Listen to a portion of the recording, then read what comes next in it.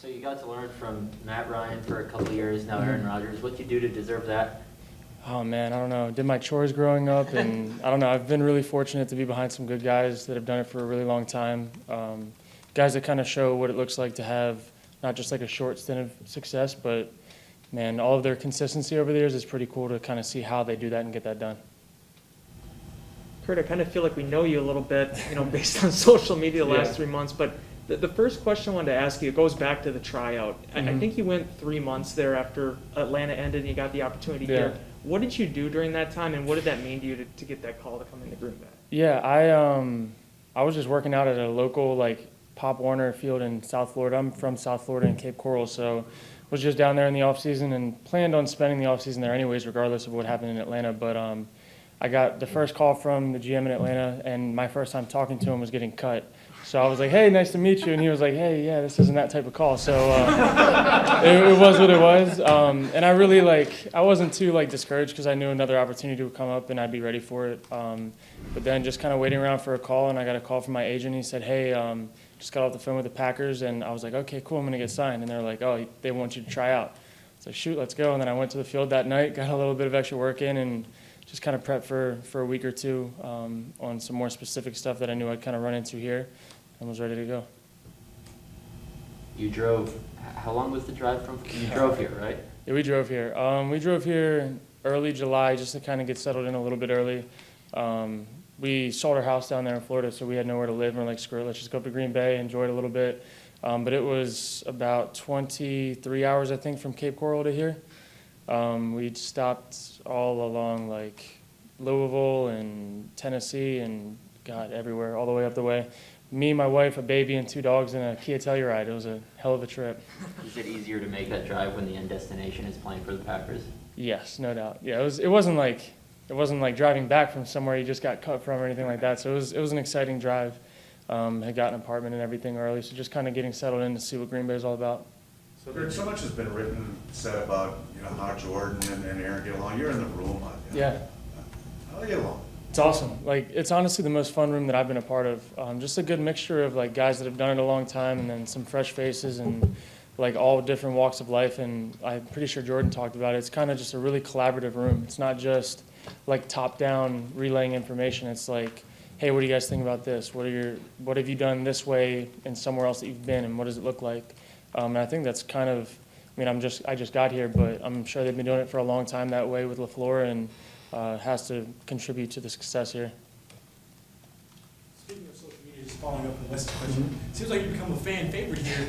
I think even for 4th of July, you kicked it with some fans. How have you seen kind of the Packers faithful ratio? Can you repeat that last part? How have you seen Packers faithful ratio? It's been crazy. I haven't even taken a snap here, haven't played in preseason, just throw some balls in the nets and people love it. But it's been so cool, just kind of, I think it's a testament to what Green Bay is all about and what Packers fans are all about.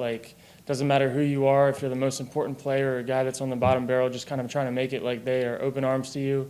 And if you love Green Bay and love the Packers, they love you too. So it's pretty cool to be a part of. Obviously, it was a long off season around here with questions flowing around Aaron Rodgers, but now you're 8 days into camp practices, or 7 practices in. Does it feel like an eternity ago? How much team bonding and how much has transpired in the last week to make that feel longer? I would say it feels as if it never happened. We're just going about our business in the meeting rooms. I think the weirdest day was probably the first day. I was walking to the bathroom, and in walks Aaron, and I've never met him before, and hey, nice to meet you. Both go, have to go to the bathroom. But that was my first time meeting him, so I didn't really picture it going that way. But after that, I got to talking to him and stuff, and it's been, I would say it feels like nothing ever happened, and everyone's ready for the season and one goal in sight. You did go to a barbecue at a fan's house, was that right? He was a fan, but he was also a reporter. So I hit up Twitter, said, hey, what's going on 4th of July? I have nowhere to go, any cookouts, any cornhole, and guy reached out, and he was like, hey, we're going to have stuff for the baby. I know you have a kid. Our baby will probably be napping during that time anyway, so all the toys and stuff will be open. We'll have cornhole and brats, I learned how to say, and some smoked wings, so it was pretty cool. Generally, all preseason games are really important for the quarterbacks. Yeah. But you get so few snaps during practice. Is that where your hay is going to be made, in games? I think so. I mean, I knew coming into this, like, what kind of role I was going to have to play and what position I'd be in. And I think any third guy in the league, like, this is my, like, what, 4th year now being the third guy. Like, I know that there's minimal reps. You have to know the game plan, know how to function, how to operate, and, like, fix problems, and then also go perform. And I think it's just about, like I don't know, straddling that line between wanting to make big plays and just wanting to kind of do your job, especially with not as many reps. And I know in preseason, just out of a third guy, they expect you to just go in, operate, get the ball in other guys' hands, make like good plays, smart plays, and take care of the football. So I kind of know that's kind of what I need to do. Kurt, I think Jordan probably took like 85% of the snaps in the offseason program, but once you were signed, what was that process of trying to catch up on the playbook, and how much carryover was there, if any at all, from what you did in Atlanta? I would say like the general scheme is pretty similar. The hardest part here is like formations. There's just a hell of a lot of formations, and like every little detail changes one thing, and if you mess it up, it just screws everything up. So I think the hardest part for me was just eliminating what I knew in the past. Like when words crossed over and meant two different things, that was a tough stretch there. But I mean, I feel like I'm pretty caught up now. Definitely throughout OTAs was tough, just kind of not having the time when the rookies came in. I think they came in 2 weeks earlier than I did, so they'd already installed once. So just, I don't feel like I'm playing catch-up anymore as of like a few days ago, so it's pretty nice. So Kurt, the first social media post I saw, you were selling your car, which I assume Wes did not buy. No, But unfortunately. you obviously shared a lot on that. We've all kind of followed it around. And you're obviously proud to be a dad. Yes. I'm wondering what kind of keeps you going when you know that you're battling the odds being against you in this league and how tough this league can be. What's kind of kept the dream alive, and what kind of keeps you moving forward? Yeah, I think, man, that's a heavy question. I would say for me, like, in my mind, like, I believe I can do it, and I know I can do it. Like, I know if I go out there, I can make all the throws, and it's just the battle of, like, doing that consistently with little reps. That's the hard part, but that's, like, the life of any third guy in the league. Like, you just got to be ready when your number's called, and you have to prepare like you're the starter, and you may never touch the field. And I think for me, like, the challenge is daily, like, the little things of, I mean, you've seen all these videos of Aaron talking about, like, my feet.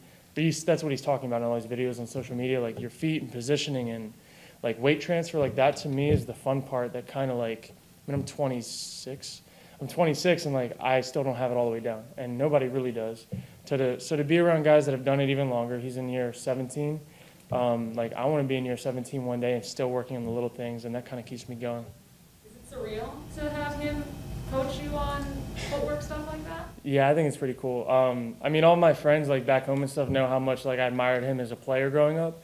And I tried, like, a lot of, like, in college, you try to find somebody that you feel like you can emulate how they play. And that's, like, what coaches kind of say, like, hey, find your skill set, find guys in the league that do it, and see what you can kind of take from your game and kind of mold it into one. And for me, I watched a lot of him and Matt Stafford when I was in college. So to now be able to learn, like, actually what he's doing, not just having to watch it on film and figure it out, it's pretty cool. Hey Kurt, I know esports is obviously huge right now, and also, where did that start for you, and how has that sort of evolved, over time with some of the stuff that you're involved with? Yeah, so for me, I was like the kid who, I didn't really have like an Xbox or anything. I went to my neighbor's house to play. So I think I was like 9 or 10 years old, and I used to wake up early, go to my neighbor's garage and play on their Xbox before they woke up, and then they would play and we'd share. But like, I used to love video games when I was a kid, and then as I got older, I was in my freshman year of high school, and there's a website called Game Battles. And basically, you make your online account, and instead of playing just random games with people, you grab a group of like 3 other friends, and you're playing 4v4. Like, I don't know, it's like real matches, like against, like, there's rankings and ladders, and like, I think competitive gaming, that's where it started for me. It was like, oh man, this is really cool, like another way to be competitive outside of football. And I put it down for a little bit when I went to college. In my senior year, I had one class that I was taking, so I started picking it back up. But I didn't tell anybody about it because everyone looked at it, if you played video games, you didn't care about what else you were doing. And I think that stigma's changed for the better. But after my rookie year, I had a friend convince me, hey, just pop on your camera when you're playing, like stream on Twitch, and I think people will like watching you and like interacting. And I was like, I don't know, man, I don't want them to think like I don't care about football. But I said screw it and did it, and now it's like changed my life, so it's pretty cool. Hey, Kurt, Tim Boyle was here the last couple of years, and we all enjoyed our interactions with him, kind of like we are with you today. Thank you. More importantly, though, he did not have, you have a better college resume than he had. Mhm. And he came in here and he did the work as the three and hit it off with Aaron. Were you aware of that? And does that kind of show that if you do it the right way and you perform when your opportunity comes, doesn't matter that he had kind of a crummy college career, like it's all about what you do in the moment? Yeah, I would definitely. I mean, I didn't really know his background and story. I just knew he was the backup here and had success, and they trusted him. And I think for me, like, I would look at my college career as like subpar, like in my standards and what I wanted to accomplish. And I'm like always feeling like I'm trying to play catch up in the league and show that I can do it.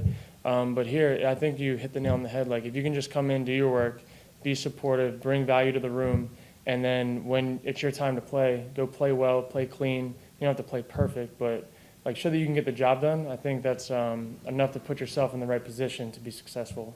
I've been like in Atlanta. I felt like I had a really good offseason last year and felt like I was going to make the team and didn't. And I think for me that was like, no matter what you do, like you can set yourself up for the success and all of that, but at the end of the day, they still have to make the decision.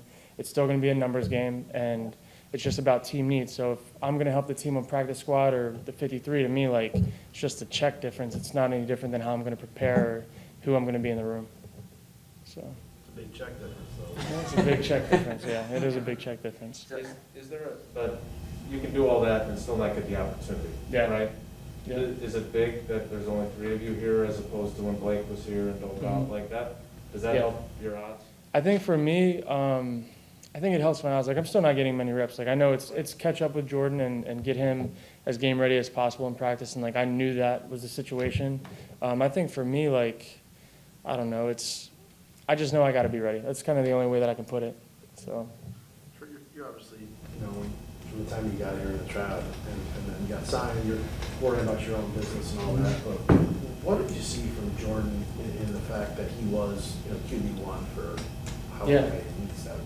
Yeah, I think he's like so even, like Eddie, like steady Eddie, like throughout everything. Whether it's a great play, a bad play, like it doesn't matter. He's just kind of the same person. I think that's admirable for a guy who you want to be the starter. Never too high, never too low. And I think like any young guy, like we all have our inconsistencies. And I mean, Aaron will even tell you year 17, there's still things he's working on. So I think just for his demeanor and stuff is awesome, especially when he had to be QB1 when Aaron was out. I mean, I think he did a tremendous job. We'll do 2 more in here and then we'll go to Zoom for 1. Kurt, you tore your ACL before the 2015 season, right, at East Carolina? Yeah. So you were going to be the starter going in, and then how do you go from torn ACL to transferring to an ACC school and then starting? Yeah. Well, tore the ACL non-contact like 5 or 6 days before our first game. When I won the job, the backup quarterback transferred out, and then I tore my ACL. So now we had a 3rd-string guy who had just come in from JUCO, and then a running back playing quarterback. So we were at a really loaded team, and then we just kind of scraped through the year, had an average year. I think we were like 5-7. I don't know how many games you play in college anymore. But then the whole staff got fired like out of the blue.